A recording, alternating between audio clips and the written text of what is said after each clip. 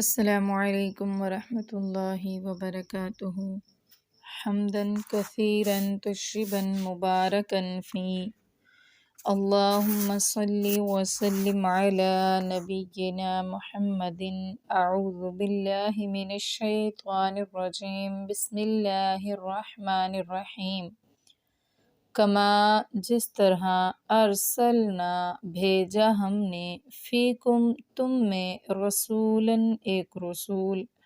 منکم جو تم ہی میں سے ہے یتلو وہ پڑھتا ہے علیکم تم پر آیاتنا ہماری آیات ویزکیکم اور وہ پاک کرتا ہے تم سب کو ویعلمکم اور وہ تعلیم دیتا ہے تم سب کو یا سکھاتا ہے تم سب کو الکتاب کتاب والحکمت اور حکمت ویعلمکم اور وہ سکھاتا ہے تمہیں ما وہ علم جو لم نہیں تکونو تھے تم سب تعلمون جانتے۔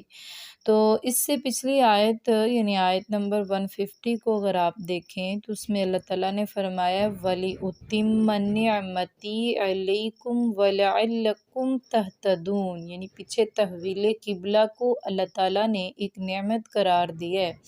اور پھر اللہ نے فرمایا کہ تحویل قبلہ کی نعمت ہم نے اس طرح آپ پر کی کما ارسلنا جس طرح ہم نے بھیجا فیکم تم میں رسولا ایک رسول، یعنی اللہ نے فرمایا کہ جیسا کہ اس سے پہلے میں تم پر یہ انعام کر چکا ہوں کہ میں تمہیں میں سے ایک رسول تم میں بھیج دیا ہے، وہ رسول ایسا ہے کہ تم پر اللہ تعالیٰ کی آیات پڑھ پڑھ کر سناتا ہے، تمہیں پاکیزہ کرتا ہے یعنی اور تمہیں کتاب و حکمت کی تعلیم دیتا ہے۔ کتاب سے مراد قرآن پاک اور حکمت سے مراد احادیث رسول یعنی سنت رسول صلی اللہ علیہ وآلہ وسلم، جو آپ صلی اللہ علیہ وسلم قرآن کی تشریح اپنے الفاظ میں کرتے۔ تو اللہ تعالیٰ فرماتے ہیں یہ ایسی نعمت ہم نے تمہارے نبی کی تم پر کی تھی کہ اس نعمت نے تمہاری کایا ہی پلٹ ڈالی تھی۔ تم جاہل تھے، اللہ نے تمہیں علم سے نوازا، تم ذلیل تھے، اللہ نے تمہیں سر بلند کیا، تم تو ہر وقت لڑتے رہتے تھے، اللہ تعالیٰ نے تمہیں امن عطا فرمایا، اور تم آپس میں بد امنی کا شکار تھے، اللہ تعالیٰ نے آپس میں تمہارے دلوں کو ملا دیا، محبت ڈال دی تم میں، اور یہ سب کچھ اسی تعلیم کا تو نتیجہ تھا۔ پھر جس طرح ہم نے تم میں ایک رسول بھیجا ہے، یہ رسول ایک بہت بڑی نعمت جس طرح ہم نے بنا کر بھیجا نا، بالکل اسی طرح ایک بہت بڑا انعام تم پر تحویل قبلہ کا بھی کیا ہے کہ تمہارا قبلہ تبدیل فرما کر قبلہ ابراہیمی اور شروع سے حضرت آدم علیہ السلام سے لے کر اب تک جو قبلہ چلا آ رہا تھا، اور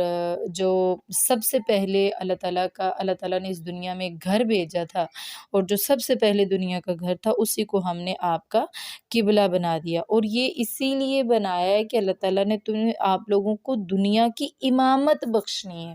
اور دیکھیں پوری دنیا کی جو لوگ ہیں اور جتنی بھی امتیں اور جتنی بھی قومیں گزری ہیں، ان سب کے سردار امت محمدیہ صلی اللہ علیہ وآلہ وسلم ہے، اور ان سب کی گواہ بھی امت محمدیہ ہے۔ قیامت والے دن اللہ تعالیٰ تمام امتوں پر گواہی بھی لیں گے امت محمدیہ سے کہ کیا یہ سچ بول رہے ہیں یا کیا ان کے پاس نبی آئے یا نہ آئے یا پھر یہ جھوٹ بول رہے ہیں، تو امت محمدیہ صلی اللہ علیہ وآلہ وسلم اس وقت گواہی دے گی، یعنی اللہ تعالیٰ نے فرمایا ہے کہ ہم نے تمہیں لوگوں کے لیے امام بنا دی ہے، یہ قبلہ تبدیل کر کے اتنا پیارا رسول تم میں مبعوث فرما کے، تو پھر اس کے نتیجے میں اور اس کے بدلے میں تم نے کیا کرنا ہے، فَاذْکُرُونِی فَاذْکُرُو تو تم سب یاد کرو، نی مجھے، فَاذْکُرُونِی بس تم سب یاد کرو مجھے، اذکر میں یاد کروں گا تمہیں، فَاذْکُرُونِی بس تم سب یاد کرو مجھے، اذکرکم میں یاد کروں گا تمہیں، واشکرو اور تم سب شکر کرو، لی میرے لیے، ولا اور نہ تکفرون تم سب کفر کرو۔ یعنی اللہ تبارک و تعالیٰ نے فرمایا ہے کہ اب اس کے بدلے میں تم پر لازم ہے کہ تم ہر وقت مجھے ہی یاد کرتے رہو، یاد رکھو اگر تم مجھے یاد کرو گے تو میں تمہیں یاد کروں گا۔ سیدنا ابو ہریرہ رضی اللہ تعالیٰ عنہ کا فرمان موجود ہے بخاری شریف میں، وہ فرماتے ہیں کہ رسول اللہ صلی اللہ علیہ وآلہ وسلم نے فرمایا کہ اللہ تعالیٰ ارشاد فرماتے ہیں، یعنی حدیث قدسی ہے کہ میں اپنے بندے کے گمان کے مطابق اس سے سلوک کرتا ہوں، اور جب وہ میرا ذکر کرتا ہے تو میں اس کے ساتھ ہوتا ہوں، اگر وہ مجھے دل میں یاد کرے تو میں بھی اسے دل میں یاد کرتا ہوں، اگر وہ مجھے کسی مجمع میں یاد کرے تو میں اس سے بہتر جماعت یعنی فرشتوں کی جماعت میں اسے یاد کرتا ہوں، اگر وہ میری طرف ایک بالشت بڑھتا ہے تو میں اس کی طرف ایک ہاتھ بڑھتا ہوں، اگر وہ میری طرف ایک ہاتھ بڑھتا ہے تو میں اس کی طرف دونوں بازو پھیلائے ہوئے ہوتا ہوں، اور اگر وہ چلتا ہوا میرے پاس آتا ہے تو میں اس کی طرف دوڑتا ہوا جاتا ہوں۔ یعنی اللہ تبارک و تعالیٰ کو انسان جتنا یاد کرے گا، اللہ تعالیٰ اس سے دوگنا اس کو زیادہ یاد کریں گے۔ تو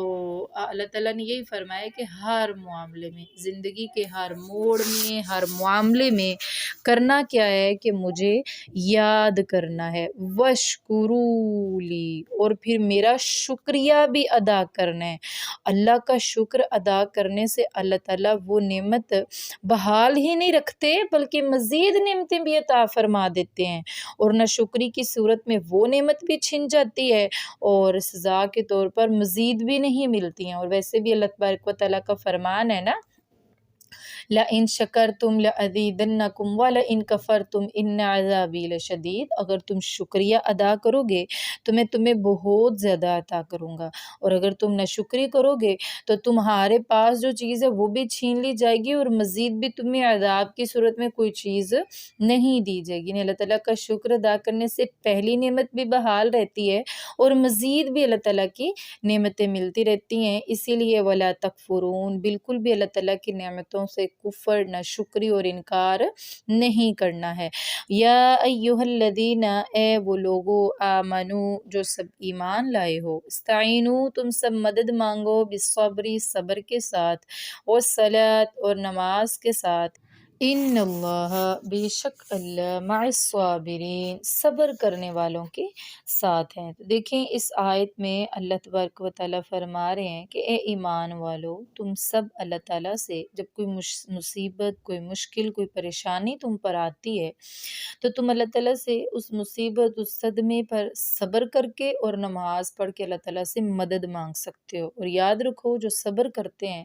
اللہ تعالیٰ انہی کے ساتھ ہوتے ہیں، انہی کا ساتھ دیتے ہیں، انہی کی مدد فرماتے ہیں۔ رسول اللہ صلی اللہ علیہ وآلہ وسلم نے بھی فرمایا ہے کہ صبر یہ نہیں کہ پہلے انسان وویلا کرے اور آخر میں جب بے بس ہو تو کہ اب میرا صبر ہے، صبر تو وہ ہے جو صدمے کے آغاز پر کیا جائے، یعنی کوئی بھی مشکل، کوئی بھی پریشانی، کوئی تکلیف پہنچے، کوئی غم کی صورت پہنچے تو اس میں صدمے کے آغاز میں ہی صبر کرنا ہے، اللہ تعالیٰ اس کے بدلے میں انسان کو اپنا ساتھ عطا فرما دیتے ہیں، اپنی طرف سے نصرت و مدد عطا فرما دیتے ہیں۔ اور ادھر یہ آیت نازل کرنے کا مقصد یہ ہے کہ اللہ تبارک و تعالیٰ نے فرمایا ہے کہ تحویل قبلہ جو بات چل رہی ہے پیچھے سے، یعنی قبلہ تبدیل کیا، اور اس کے ساتھ امت مسلمہ کو جس امامت کے لیے اللہ تعالیٰ نے تحویل قبلہ کے بعد تیار کرنا ہے، تو اس راہ پر یعنی اس امامت کی راہ پر آتے ہوئے بہت ساری مشکلات اور مصائب پیش آنے والے ہیں،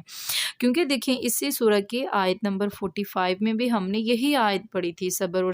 نماز کے ساتھ اللہ تعالیٰ سے مدد مانگے، لیکن دوبارہ ادھر لانے کا مقصد ہی صرف یہ ہے کہ یہ جو تحویل قبلہ ہوا ہے نا، اس پر بہت ساری مشکلات اور پریشانیاں آپ کو پہنچیں گی، تو آپ نے گھبرانا نہیں ہے، ایسے اوقات میں بھی صبر اور نماز سے کام لینا ہے، کیونکہ صبر سے انسان بہت سی مشکلات پر قابو پا لیتا ہے، اور نماز ان حالات میں انسان کے نفس کو اطمینان بخشتی ہے، انسان کا اللہ پر توکل بڑھ جاتا ہے، اور یہی توکل مشکلات میں ثابت قدم رہنے کے لیے بہت بڑا سہارا ثابت ہوتا ہے۔ اور پھر صبر کرنے والوں کے ساتھ اللہ تعالیٰ نے اپنی معیت کا اعلان فرما دیا، اپنے ساتھ کا اعلان فرما دیا، تو اس کا معنی یہ ہے کہ ایسے لوگوں کو اللہ تعالیٰ کی طرف سے مدد اور توفیق نصیب ہوتی ہے کہ وہ مشکلات کا سامنا بھی کر سکتے ہیں، چاہے بڑی سے بڑی اور بھاری سے بھاری مصیبت کیوں نہ آ جائے، وہ اللہ پر توکل کرتے ہوئے اس کا سامنا کرتے ہیں اور صبر کرتے ہیں۔ اور ویسا بھی مشہور ہے نا، صبر کا پھل میٹھا ہوتا ہے، اور یہ بات ہر انسان کو اپنے ذاتی تجربات کی بنا پر بھی معلوم ہوتی رہتی ہے کہ واقعی صبر کا پھل میٹھا ہوتا ہے۔ جس صدمے، جس مشکل پر انسان صبر کرتا ہے نا، اللہ تعالیٰ اس کا بہت ہی بہتر واضح طور پر بھی اجر عطا فرما دیتے ہیں، یعنی میٹھا پھل مل جاتا ہے۔ اور ویسے بھی جو انسان ہے اس کو اللہ تبارک و تعالیٰ کی طرف سے جو انعامات اور جو نیکیاں ملتی ہیں وہ تو پھر ویسے ہی ملتی ہیں، اور پھر مزے کی بات یہ کہ اللہ تعالیٰ کی مدد اور نصرت نصیب ہوتی ہے۔ تو آج کا ہمارا سبق یہیں تک۔ سبحان ربک رب العزت عما یصفون وسلام علی المرسلین والحمد للہ رب العالمین۔ سبحانک اللہم وبحمدک نشہد ان لا الہ الا انت نستغفرک ونتوب الیک۔ السلام علیکم ورحمۃ اللہ وبرکاتہ۔